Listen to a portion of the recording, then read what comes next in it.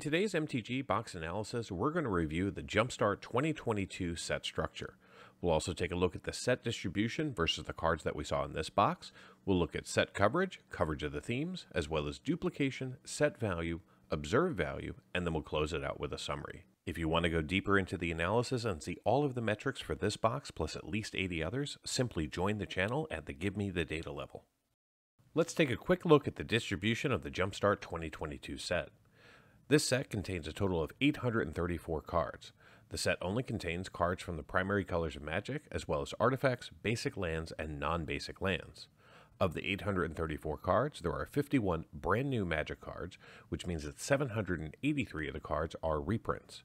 Of these, 46 feature new anime-inspired artwork. Now let's compare the set's distribution versus the cards that we saw in this box. This chart shows all the cards we saw during the opening in green and the set in gray as the baseline. From the primary colors of Magic, we saw a variance of 24 cards between red and green's 45 cards and black's 69. We also saw 164 basic lands in this box.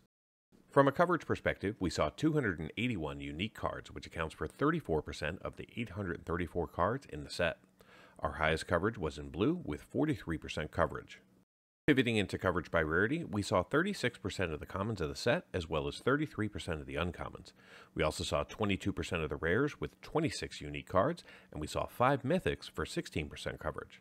From a theme variant perspective, we saw 18 unique common themes for 23% coverage, 5 rare themes for 17% coverage, and a single unique mythic theme for 9% coverage.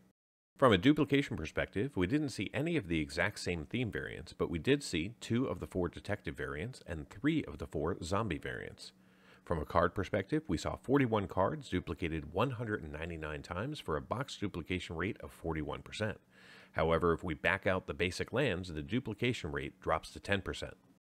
Before we take a look at the value of this box, let's baseline with a look at the value of the cards available to us in the Jumpstart 2022 set. This chart shows all 834 cards. Currently, there are 14 cards valued over $10. The set also contains 13 cards valued between $5 and $10, and 63 cards valued between $1 and $5. The remaining 744 cards are valued less than $1. If you were to add up the total value of all 834 cards, you'd have a grand total market value of $703.79, which is up $5.77 from last week. Now that we know the potential value of the set, let's take a look at the actual value that we saw in this box. We only saw one big hit, and that came from our only mythic theme in the box, and that was the Auntie Blight Bad Influence valued at $13.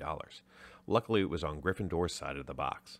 We did also see 3 cards valued between $5 and $10, and 14 cards valued between $1 and $5. The remaining 462 cards from the main set, including all 164 basic lands, were valued less than $1.